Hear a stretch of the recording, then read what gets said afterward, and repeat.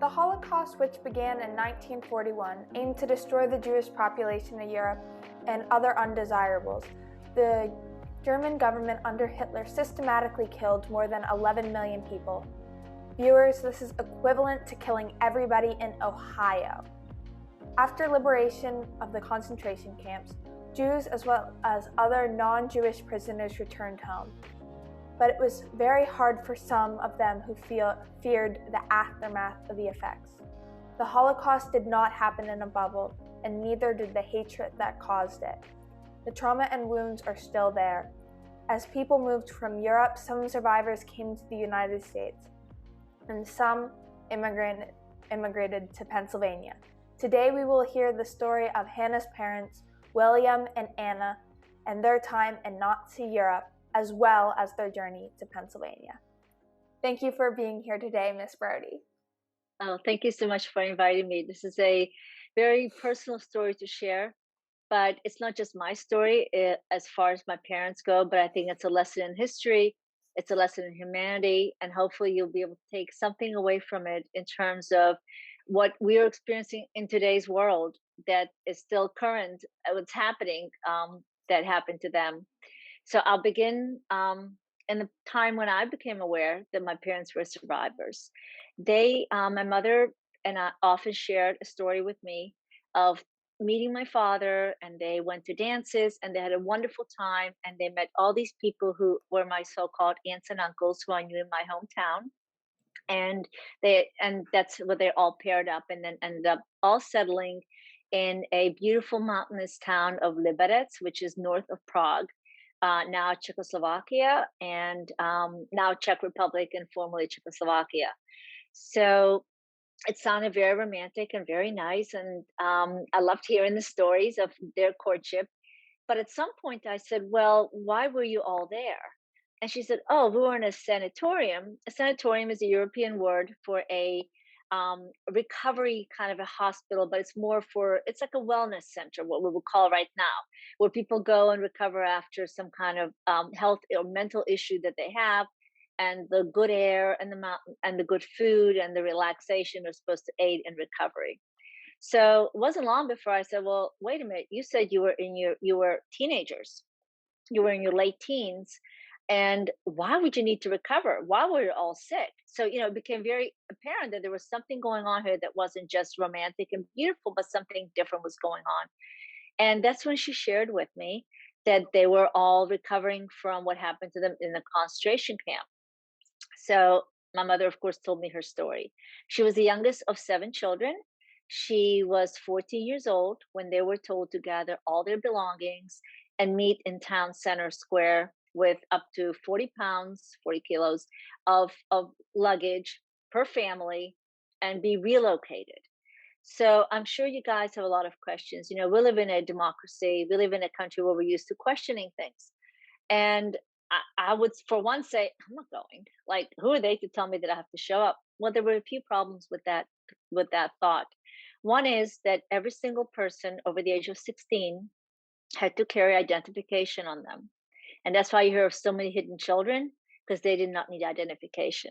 But over 16, you had to have ID on you. And the ID very clearly in the big bold letter of a J specified that you were Jewish. If you walked so far as the corner and somebody asked for your ID and you didn't have it on you, you would be thrown in jail until you could produce that ID. Everybody in town knew who the Jews were. The Nazis had coerced the local government to produce all the records of who was Jewish in town, what address they lived at. So there really wasn't much of a choice. The choices were, you were a young individual who had friends who weren't Jewish, who had somebody who could forge a document for you. You could become a different identity, a different name if you didn't look particularly Jewish, and you could pose as a non-Jew and hide. Of course, you were always going from place to place. You needed somebody to hide you, or you needed somewhere where to hide. So it wasn't that simple. Maybe you were responsible for your parents. Maybe you had 3 or 4 children. So it wasn't as easy as saying, I'm just not going to go, because they would round you up and they would shoot you. And that's what the notice said. Anybody refusing to listen to this ordinance, anybody found not on that square at that night is going to be shot on the spot. So not an easy. So most people just said, "We'll do it." Relocation doesn't sound as terrible as going to a concentration camp, right? Nobody told them they would go to Auschwitz and be gassed that night. So people kind of listened, and people were just generally more obedient at that time. I think in history. So they gathered up their belongings. They left. They were on a cattle car on their way to Auschwitz. Now, again, I'm going to veer off so you understand some important points. So we hear the word cattle car, people were transported by cattle car. What is that?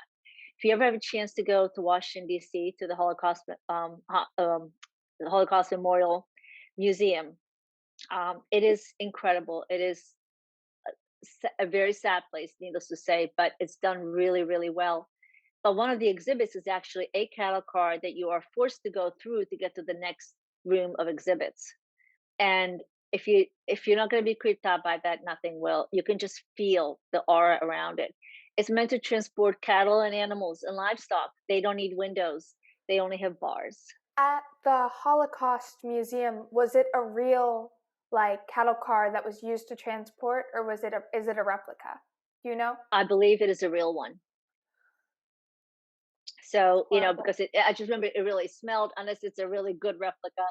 If you ever get a chance to see a wonderful film, Hannah's Suitcase, um, the suitcase that was actually sent to Japan to teach children about what happened at the Holocaust was a replica, but it still led the fan. So even if it is replica, it is a really good replica, and it's a good question. You might want to research that, Google it. But it smelled of old wood, and you could just imagine just the sheer size. It was not that big, and they packed 60 people in there, so you couldn't sit down. There were two buckets put in there, one bucket for waste and one bucket for water. Imagine trying to eliminate in front of all these people. There were babies, there were elderly, there were invalids, there were, so unimaginable things, right? And of course, there were just bars on the window, one window, because even cattle need to breathe. But if you were transported in the middle of the summer, the heat, the stench, middle of winter, the frost, the freezing of, that you would experience. So it was a very quick introduction that this was not going to be just going from one apartment to another in another part of town. This was going to be worse. Um, when they were when they arrived, my mother saw prisoners in the striped garb, and they had shaved heads, and she thought that they were taken to an insane asylum. The people just didn't look right. And it wasn't only until her own head was shaved and until she herself was in those uniforms that she realized that those were women, not men that she originally thought were in that camp. And when she asked, what are those huge columns? There were these enormous columns that smelled terrible. And they said, oh, that's your relatives burning in there.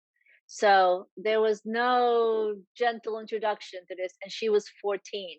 So Molly, you said what age group I'm talking to right now? Probably around that age group.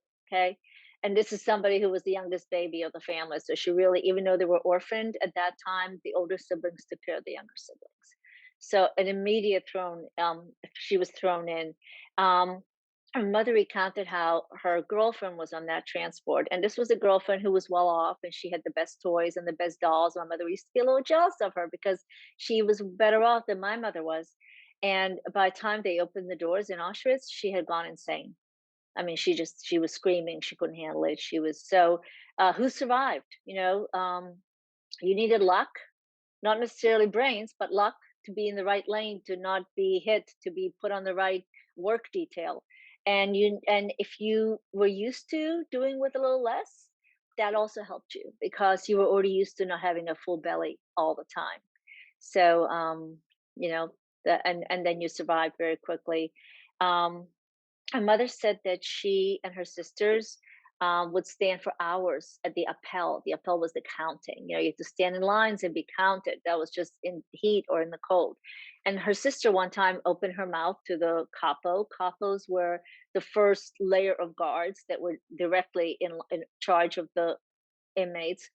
And they were Polish or Jewish. Some of them were Jewish, and they could be even as cruel, the Poles and the Jews, because they've been there for a long time. Um, my mother was from the Hungarian part of Czechoslovakia. At that time, Czechoslovakia owned what is now Hungary. So geographically, how long you spent in the camps mattered on where you were located geographically. So the Polish Jews, they're the ones with the tattoos on their arms because when they were brought into Auschwitz, they were still tattooing everybody because they were just a number, right? They belonged to Nazis, just the way a cattle would belong to a rancher. But by the time my mother rolled around, even my father, the numbers of Jews mostly, but of course we mentioned they were gypsies, homosexuals, political opposers who were coming in daily was so great that tattooing was simply not no longer economical and not an option. So they stopped tattooing people. So you do see the numbers, but that's only somebody who spent a long time there. And of course, the Polish Jews suffered much longer because they were the first ones to come into the camps.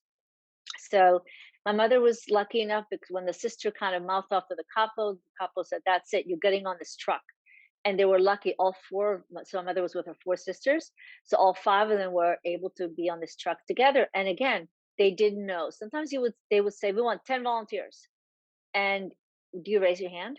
Are you going someplace better? Or are you going to be a medical experiment? Or are you going to be killed off on the spot?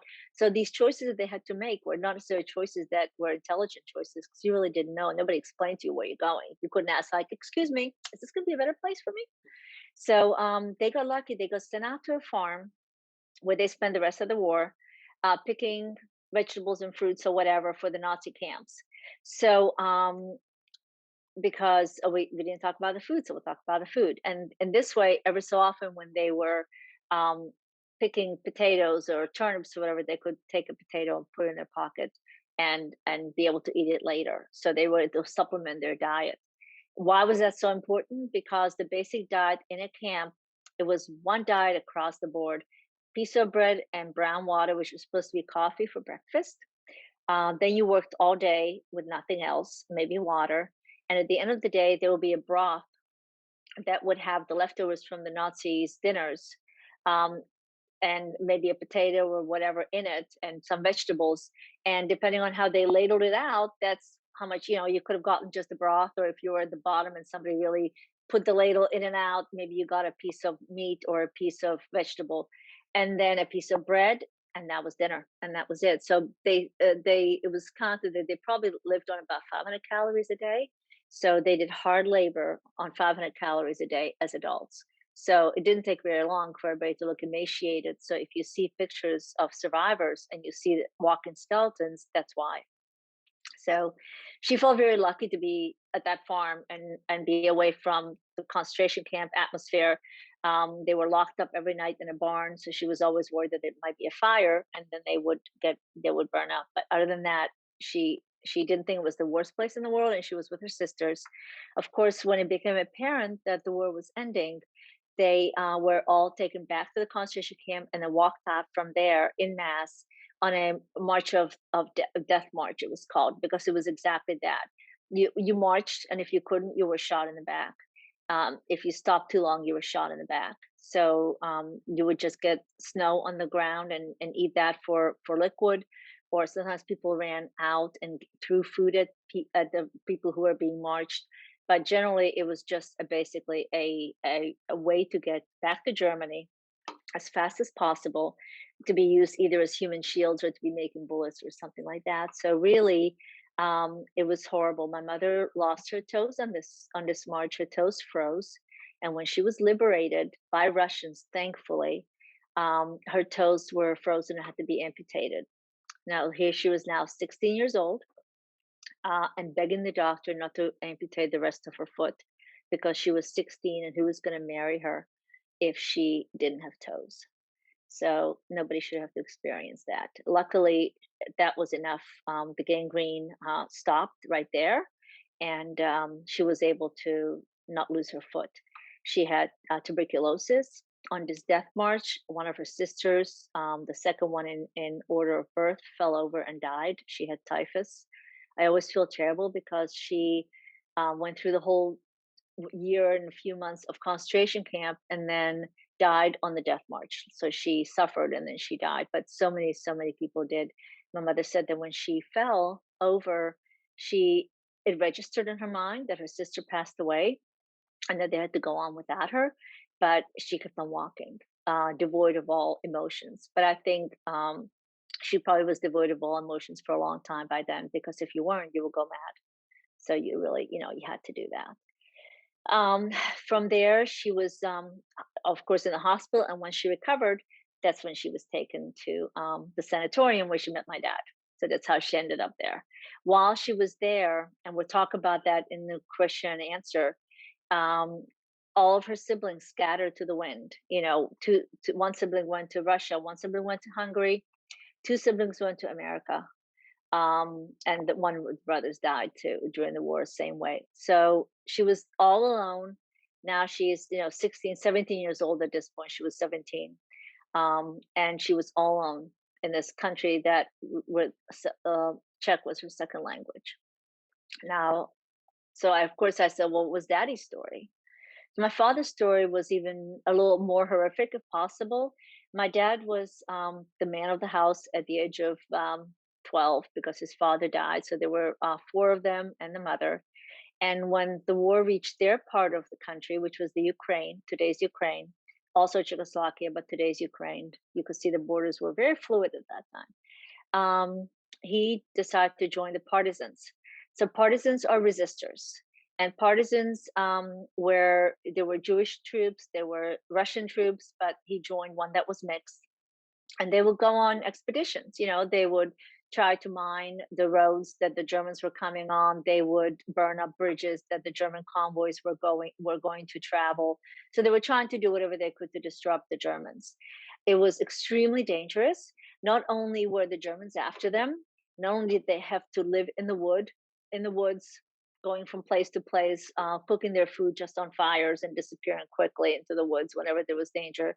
But when they went to seek food from the farmers, which they had to do from time to time, you never knew if the farmer who was friendly yesterday would be your enemy today, because the Germans got to them and either said, we're going to burn your farm up if you don't give up some of the partisans we know are hiding in these woods, or we're going to give you extra food and extra rations, and we're going to leave your cattle alone and not confiscate them. So you couldn't really trust anybody, because you didn't know what the Germans were up to. But he loved it. He loved being in the woods. He loved feeling like he was fighting what was happening. And then he would always come down from the mountains on Friday to celebrate Sabbath with his family, and then go back on Sunday. And one day his mother said, "We got the orders. We have to all gather," similar again. "We have to all gather in the square on such and such date with all of our belongings, and we're going to be relocated. Please come with us. You're the head of the whole household." And at that point, my father, had to make a decision, and that the war was full of decisions for so many people, and they were life-altering decisions. Would he have survived as a partisan? Well, he survived in the war, and I'll tell you how he survived. But as a partisan, he might have very easily died as well, but it would have been on his terms. So he decided, as the head of the household at the tender age of 17, that he was going to join his family. And they were relocated to a town nearby. They had to walk for 20 miles to get there. Now, again, to walk for 20 miles, we say it so casually, but again, that meant the children, the elderly, figure out, the wagons, figure out what you're going to take. You won't take much, and how are you going to walk? 20 miles is I don't know how many of you can do 20 miles, but it's a long walk, right? So when they finally got there, what they did in that town, it was slightly a bigger town. My dad lived in a shtetl, which was a little village, but this was a town, and they just simply took the Jews and moved them into this one section, ghetto, basically, into this one section of town, and then they moved everybody else into the Jewish homes, and then they filled up these buildings with the Jews from the neighboring towns, and everybody got a room. So if you were a family of seven, you had a room. If you're a family of two, you had a room. Bathrooms, of course, were overused. Sickness set in very quickly because the hygiene wasn't there that you needed to have that many people living in such close quarters. My dad was actually allowed to go back one time to get supplies from his home, and he came back with just some flour and a few other supplies that the neighbors gave him, because his house was stripped bare. There was nothing left. There was not a picture on the wall. There was not a carpet in the house. Everything was totally bare. And the neighbors, of course, said, "Oh, we didn't know, we're safeguarding it for you." But but they were like, "Okay, Jews are gone. Let's go get whatever we can get from them." So it was very sad. I didn't mention that my dad's village was a very special place for him because not only was it third Jewish, but it also, of that third, he was related to most of the people that were in the village. So there was a huge community that he felt very rooted. And we'll talk about the rootedness and the uprootedness, where he felt very rooted in growing up. My dad spoke Hebrew at school first thing in the morning. He went to something called a cheder, which is where you study Hebrew, study your religion. And Yiddish was spoken in the home. Then he would go to cheder where he would learn how to speak Hebrew. Then he would go on to Czech school. Then after school, he would come home and play with the Russian kids in the yard, speaking Russian to them, and then he would go back home and speak Yiddish. So as a 6-year-old, 7-year-old, he was speaking 4 languages, which is pretty remarkable. Um, so he had this what he considered idyllic childhood, and it was only when we sat down one day to talk about what his childhood was like that he added up the names of the very close relatives, aunts, uncles, first cousins, grandparents, and so forth. And he came up with 92 who died in the Holocaust. So majority of the family died in the Holocaust. My mother was actually very lucky that only 2 siblings died. Most families had a lot more deaths. So my dad is transported to this town. He said it wasn't the worst part about this town was that he didn't know what would happen. There was no information. Nobody was telling them, okay, you're going to live here for a while, then you're going to go to work. The work thing was very familiar by then because even in my mother's town in Hungary and in Russia, long before men were taken to concentration camps and women and children, men were taken away and they were taken to labor camps where they would labor on whatever it is that the Germans needed. But there weren't death camps. There were labor camps. You didn't get paid, but you could get mail, you could get food, you could get furloughs sometimes and go back home and come back. So they were used to these labor camps and they just thought, well, that's where they'll take us. And now they're going to need women to work in these labor camps too, not just men. So that's what kind of what they had in their mind was going to happen to them. And the Germans did, of course, nothing to make them realize that it was going to be much worse than that. So their order after a month also came to walk to the train station. So all these people that were in these buildings had to gather up their belongings that they still had and walk to the train station. And of course, it wasn't a passenger train that was awaiting them. It was a cattle car train. Same experience. My dad's trip took a little bit longer. I think it was like almost 2 days. He said when they arrived at night, and the doors were thrown open, and the lights shined in their eyes. The Germans were screaming, the dogs were barking, the bayonets were hitting them in the back to move fast and fast and get off. And he never had a chance to say goodbye to any of his family, to his mother, to his uncle, to his brother, sister, and other sister, and that was the end of them. That he next thing you knew, he was all alone. And he looked around, and he's 17 years old, and he's got nobody around him who knows him, and not even anybody from their village. And because he was a young, strappy guy, he got to 4 different concentration camps. At each one, he was sent out to the quarries. Germans were digging huge tunnels. The tunnels were going to be ultimately so big underground that they were going to let 2 jeeps pass. So really big storages. They were for security, like if anything happened, there were bunkers, but they were also for storing all the loot that was coming in from all over Europe, where the Germans looted museums and art and everything else, and the Jewish homes and everything else that they were gathering. So my dad had the same diet that I described earlier. So on that diet, he had to go and work from sunrise to sunset, and work in a quarry and carry rocks. Okay, so this wasn't like sitting around. This was carrying rocks.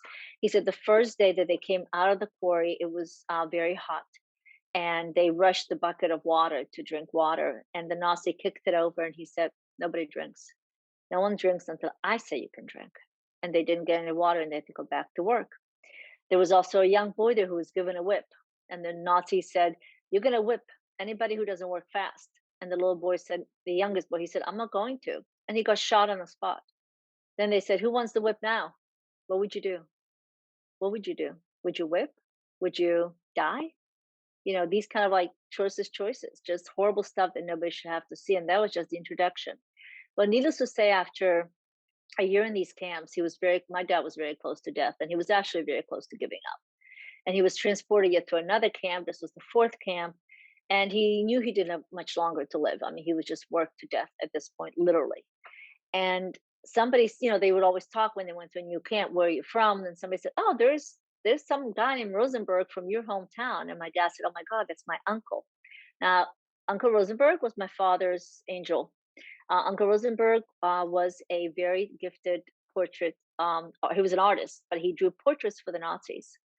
And I always love to stop here to make us think about, what do we know about this? So Uncle Rosenberg would be sent out of the camp to the Nazi families that lived next to the concentration camp. At that time, they were in Stuttgart, and draw portraits of the Nazi families.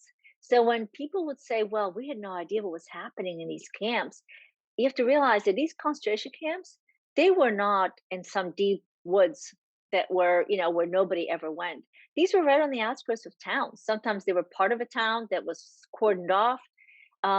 So the Nazi families very frequently were moved. Some lived in Berlin, of course, or in Germany, but a lot of the families, a lot of the Nazis actually moved their families, and they lived in the town next to the concentration camp, and the Nazis would go home on the weekend or whenever they didn't have to work. So because he drew these portraits, he was liked by the Nazis, and he would get extra rations, which he could share with my dad. And he was also able to ask the Nazis that liked him to please save his nephew and take him off the quarry detail and put him in somewhere else. So my dad ended up making brooms in a broom factory. He was indoors, no heating, but who cared? He was no longer carrying the rocks. And that's the first time that he had any kind of a feeling that he might survive. One time it was his turn to deliver a portrait to the Nazi family. So I always think, wow, why didn't he run? Well, he was emaciated looking. He had no papers. He had the uniform on, and his uncle would have probably been shot. So he couldn't run. But he went in, and the woman of the house said, please wait here. And so my father looked around, around the hall, and he sees a mirror. And the mirror, and he went like this to the mirror, like it really is a mirror, because an old man was looking back at him.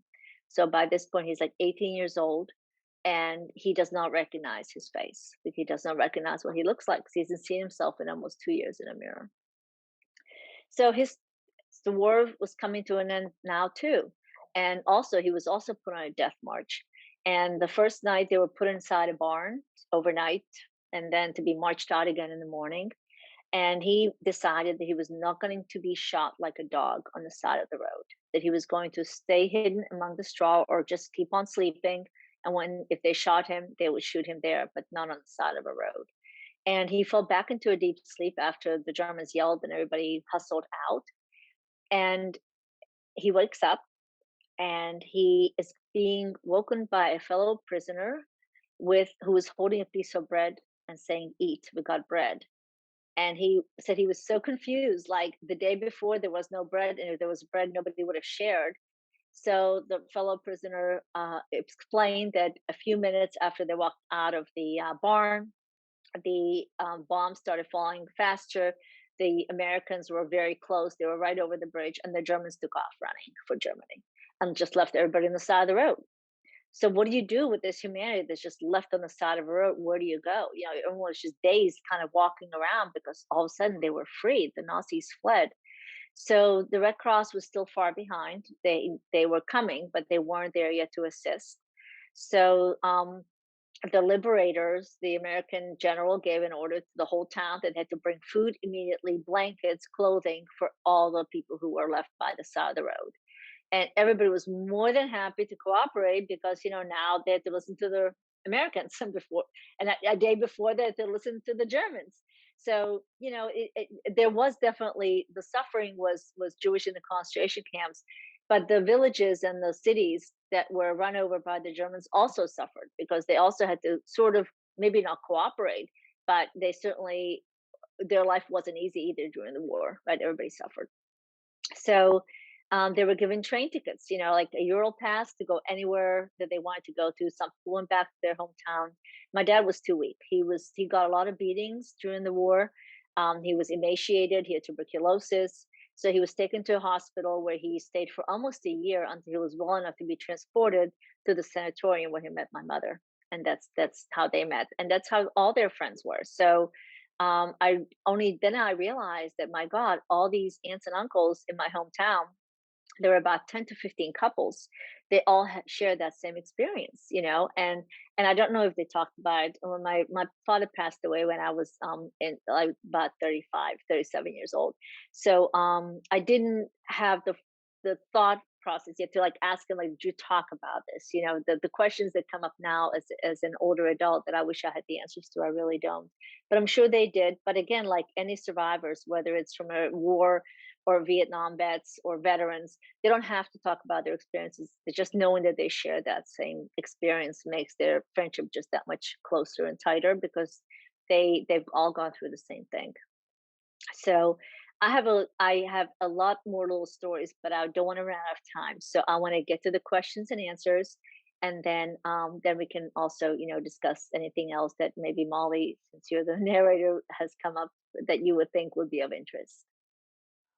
First of all, I want to say thank you so much for sharing your parents' story. Um, Reading about it, listening can probably never um, capture the real horror that these people faced, but learning about it, reading about it is a good place to start. It is. Thank you. How and when did you decide to share your parents' story? So I decided to share it when my parents were still alive. I already started doing a little bit of sharing. It was more in a group setting where we're called second generation because we're the generation after the war. So where the second generations would sit and talk about how our parents were different from other parents, um, how we felt a sensitivity that maybe wasn't there from the general population, even the other general American population, and what we are going to do when our parents can no longer tell the story. So I realized very early on that I could never replace a survivor telling the story. I used to go around with survivors. My parents were not one of them. They were not. English was not their first language. They weren't that comfortable, so they were not speakers. None of the other ones first language was either. But we were latecomers, where all of their friends in Pittsburgh came right after the war or soon after, with maybe a pit stop in Israel. We came in 1969, and I was 11 years old. So they were more of the latecomers as survivors. So they didn't really speak. But I realized how important it was to hear the stories. And since my parents wouldn't speak, I decided that I would do it for them. I did not start speaking until my parents passed away. I wish they knew that I did, and the reason why I wish they knew is not because of the reason why you might think that that their story lives on. Is because they would be so amazingly gratified to know that there are young people like you from all over who want to hear that story, because I cannot tell you how many times I have an audience way out in outside of Pittsburgh. That's where I'm from, outside of the Pittsburgh area, where I say, "Have you ever met anybody Jewish? Raise your hand," and they not one hand gets raised. So I feel like I'm reaching populations that might have never had anybody Jewish that they've ever met. They might not have heard a first account story. So it's so important, and I think my parents would be just amazed, blown away by the fact that there is an interest in hearing it. And I will talk later about why. This is a forever story. So I am going to just say, because I think it ties in well, if I might, right now. We're going through a horribly difficult time right now, with COVID and politically, and it gives me. I want to just give hope. Like, my parents' story should have hope. Look what they went through. Look how young they were. And I know that what we're all going through right now is terrible. Not being able to see your friends. You people maybe not having food, and the lines that we see that we've never seen in America before. But give take hope from the fact that if my parents could survive what they survived and come out on the other end. I'm not saying that they were mentally 100% unscathed. There were certainly scars, but who doesn't have scars, right? So they still went on to have really productive lives. My dad finished school in 6th grade because you were no longer allowed to go to school if you were Jewish. And after the war, he got his GED, he got his college degree, and he got a master's degree. So by the time I was born 13 years after the war. By the time I was born, he had all that under his belt, and he was supervising 100 employees at a really great job. So there is hope that you can move on. It's the human spirit that no matter what you go through, the will to live and the will to survive and do better is much greater than what we have to overcome. So I just want to give you that little bit of a nugget of there is hope, and this will too shall end, and you guys will come out even better and stronger for it on the other side. You mentioned that in your group of second generation, that you talked about how your parents were different from other parents. Can you give us some examples about what it was like growing up with parents who were Holocaust survivors? So I think more fear of being out of the loop. All of their friends were Jewish. A little mistrust of those who were not. Um, kind of hanging with the same kind of, hanging only pretty much with survivors, not being as open to to other experiences. Um, my parents would have terrible nightmares. I would hear nightmares at night. I would hear them screaming out as a child, and it became I knew that that was kind of like, I didn't scare me as much because I knew that they did that. I'm gonna move myself a little bit if I might. Sorry, I am vacationing here and it's hot. Um, so that's how I noticed that they were different. Um, I I don't know how they were different, but I know how I am different. I hate staying in lines. I will, if there's a line, I will find another way to go. I will find another exit. I will always make sure there's an exit to wherever I am. I want to know the nearest exit and how to get out. Um, so I follow orders, but I always make sure that they're correct, that they're right, that they feel right, or I find another way to do it. You know what I mean? So I think there's that little thing inside me that says I'm not going to be led like that. I'm going to make sure that I stay safe. So Have you read the Trial by Kafka? yes, Yeah. yes, yeah, and of course Kafka went through that. So yeah, so that's so just little symptomatic things like that. Blue and white striped clothes. You will not find anything that's blue and white striped in my wardrobe. It reminds me of the Holocaust. Things like that. Um, very recently in our politics, when we had the issue of January 6th and the Nazi Camp Auschwitz sweatshirts. What that I was so grateful my parents were alive to see that. That just had a shudder. I just had a shudder that somebody in Capitol could rush the Capitol with that kind of open hatred. We know that there are white supremacists and that there are Nazis living amongst us, but to see it so openly displayed um, on the Capitol was absolutely terrifying to me. I never thought I would see anything like that, and I think as terrified and horrified as everybody was, I think it affected me even more deeply because it was like, oh my God, that hatred just lives right here amongst us. What was the biggest change about Pennsylvania compared to Czechoslovakia, and how old were you when you came here? Okay, so this is a little bit before your time, but take yourself back into the '60s from what pictures you've seen. So I was 11 years old. I didn't speak any English, so I was terrified to come here because I love to talk. And all of a sudden, imagine being mute. I mean, I was literally mute. I didn't understand what was said to me, and I couldn't reply. And so I was just like kind of observed. I became like an observer. So what was very different? The hippies were walking barefoot around streets, and they had long dresses. And as my mother said, the boys have longer hair than the girls. So it came like at the very end of Vietnam War. So the hippies movement was still around, and um, Czechoslovakia at that time was very communist and very uptight and very proper.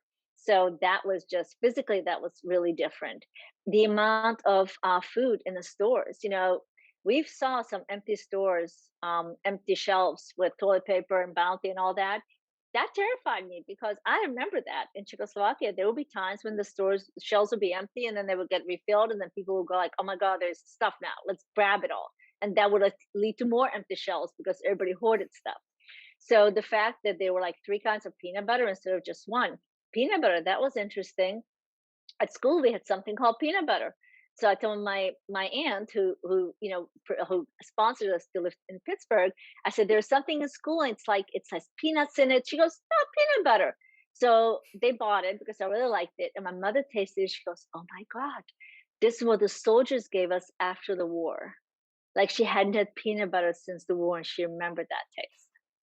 So that was really cool. Pittsburgh at that time was still a sometimes sulfur smelling city when the wind blew the wrong way from the mills. So I thought, oh my God, I hope it doesn't smell like that here. And the cars were enormous. They still had the big fins. So they were like just really long and big instead of the small compact cars that we see now, because that's what drove around in Europe. So those are probably the biggest differences. Was there any like real culture shock or language misunderstanding that you'd think about that'd be funny? Yeah, like I did have, we had 6 months from the time we applied for a visa because we came out legally. The reason why we came out legally, so you can look this up. I'm not going to give you a Czech history, but Czechs decided to rebel against communism. Russia decided to come back at Czechoslovakia and totally squash the liberal movement that we had. And the Czechs started leaving in droves. So they would, especially like the higher educated Czechs, the top third of the echelon, the ones who could get a job in the West. So they would either take a vacation to Yugoslavia with just their suitcase, but you couldn't pack in a photo album because how would you explain that to the authorities, right? So you had to just pack the summer clothes that you would go with to the beach, or you would in the wintertime ski into Austria. There was a restaurant, and my girlfriend showed it to me where you could just ski right into Austria with just a backpack. So my parents considered going on a vacation and then leaving everything behind because my dad was worried with his very high, important government job that he could be out of a job since he was Jewish, because Czechs didn't care, but maybe the Russians would. But then he said, I'm not doing that because I'm never leaving everything I worked so hard for behind. So that was a thing from the war, right? One time he had to leave every single thing behind and he was not doing it again. So we applied for a visa. So we had 9 months before we immigrated. We got the visa in 6 months, and then we had to immigrate within 3 months to leave. So we studied English, really hard. So I knew, what is your age? Lorry was a truck, lift was an elevator. So whatever English I had was British English. So when we came here and I tried using, what is your age? Who says that? So whatever little English I had was useless here because the words weren't correct. So that was kind of funny. I remember that, thinking that it was useless and I had to learn. Have you been to your parents' villages or any other Holocaust site in Europe? Excellent question. So I've been back to Prague twice. The first time I knew that we were very close to Terezin. That was the model camp that the Red Cross would be shown. So Theresienstadt or Terezin in Czech. We didn't go because we only had 3 days, and I didn't want to spend them one day there. The last time we went to Terezin. I've been to Auschwitz. When I was 6 years old, my parents decided to go see Auschwitz with their friend who wanted to find a ruby ring he buried under a tree when he got off the train. So my parents, in their infinite wisdom, decided to accompany him. And now it was a museum, and I had to go with them at the last minute because the babysitter didn't show up, and we went through this museum. Now Auschwitz is it's almost worse than the Holocaust Museum in Washington, because in Washington, it's a museum, but over there it's actually on hollow ground, and they have these huge rooms where the entire wall is glass, and each room is filled with some are filled with suitcases, some are filled with toys and dolls and teddy bears, that things that children left behind, some are left with prosthetics or glasses or hair. And I remembered, I remember as if it was today, because I haven't been back there since. And my husband, he questioned my age, and then we found a picture of my parents in front of the barracks and me, and it says very clearly that I was 6 years old, and it was winter, so I could have been 6.5, but I wasn't much older than 6. And I remember thinking, wait, I would never let my doll fall out of my hands, or my teddy bears. Where are these children? What happened to them that they let all their toys go? So I knew something terrible happened there. We came out of the museum, and the soldier came running after us in Polish, screaming at my parents, and I didn't understand at the time. And he clicked his heels and gave my dad a salute. And I said, "What happened?" My dad said, "Well, he yelled because we went in through the exit." And he said, "You were too young to be there. No children under 13 were permitted." And I told them that they didn't ask how old my brother and sister were when they gassed them there. So the soldier clicked his heels. I will say that my father's sister and brother were 10 and 8 years old, respectively. And there's a picture left of his sister, who looks amazingly, who my daughter looks amazingly like, and she's named for her, which is really kind of creepy and wonderful at the same time because I feel like she gets to live a second life. But of that little boy, there's not even a picture. So there is absolutely no record that this little boy ever lived. And his potential as that of the 1.5 million children is absolutely unrealized, right? Cut down and before they even were adults. That's so terrible. Um, um, when was the first time that you fully realized what your parents went through? I think I was about 6 or 7 years old. I was very young. I know I was too young because I started having nightmares about being dragged into the Holocaust or being part of the Holocaust or the mushroom cloud and things like that. So I think I probably was introduced to it too soon. But again, my mother, I guess, once she was allowed to talk about it, she made sure that I knew about it. So pretty young. And I know you're from Pittsburgh, and I think it was 1 or 2 years ago that there was an anti-Semitic attack in Pittsburgh at the Tree of Life Synagogue. Correct. Um, what do you think that we can do to fight indifference, hatred, racism, and anti-Semitism today, It's so a that nothing phenomenal like that ever question. happens again? That's a phenomenal question. Thankfully, they are outsiders who do this.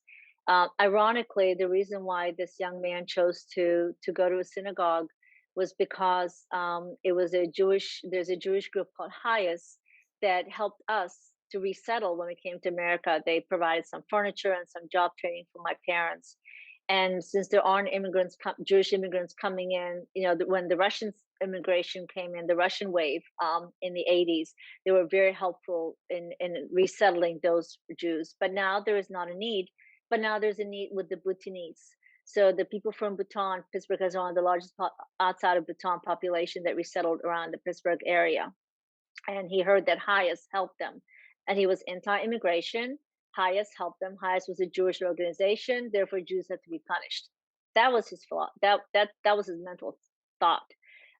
He picked a number of synagogues. I mean, it was very fortunate that there was not a bar mitzvah going on that day early on. That it was relatively still early, and that he didn't. It could have been much worse. Is what I'm trying to say. As it could have been. There's a lot you can do, and I always talk to the kids about this. So there's something called a perpetrator, a bystander, and an upstander. And if it's children, young adults, you start practicing being an upstander. An upstander is somebody who obviously stands up for what's right. You see a bully act happening, you stop it right there and then. You make sure that as you get older, you work as a volunteer. If you take that path where you're constantly striving toward making sure that somebody who's not as well off as you or who needs extra help is being helped, then you will make sure that as an adult, when you get more and more power, you'll be able to do the right thing and you'll be able to really make a difference. That's about the only thing we can do is just, we can't fix the world. But they said that if you save one person, it's as if you've saved the world. So try to save one person, try to make one person smile who maybe looks down, try to donate something to a person who might have less than you. They've done studies on, what non-Jews help Jews. I mean, there are a lot of righteous, we call them righteous Gentiles, who hid families, a very famous one, right? Anne Frank's family who got hidden. So, what made somebody not be afraid? What made somebody not be a bystander? Because it is always easier to just be a bystander. You look the other way, or you just think this fight between these two kids is not my problem. I'm not going to get involved in it, and that's being a bystander. And a bystander is okay, but you also are not helping the situation at all. And if all those people were not bystanders before World War II, it would have never happened. Do you know that Kristallnacht is very famous, right? That was the night of the broken glass. Well, that was Hitler's little float balloon to try to see what would happen if he breaks all these Jewish businesses, if he breaks all the glass, if he beats Jews on the street. If the world as a whole, if America, if England and France sort of all stood up and say, this is absolutely unacceptable until you stop these atrocities in your country, then we will not trade with you or whatever it is in any punishment that they could have doled out, Hitler would have stopped there and then. But nobody said anything. So the Hitler got more bold, right? And then his actions became worse. So that's what we have to guard against. That's what you can do, is just guard against those little actions that seem very insignificant, that then grow and grow in proportion and become something life-threatening to everybody, not just one or two people. Thank you. I'm so happy to hear from you today. I'm so thankful that you were able to share our story. Thank you. And I hope our listeners enjoyed it. Thank you so much for giving me the opportunity. I hope, and if there's any questions, Mollie, you have my email.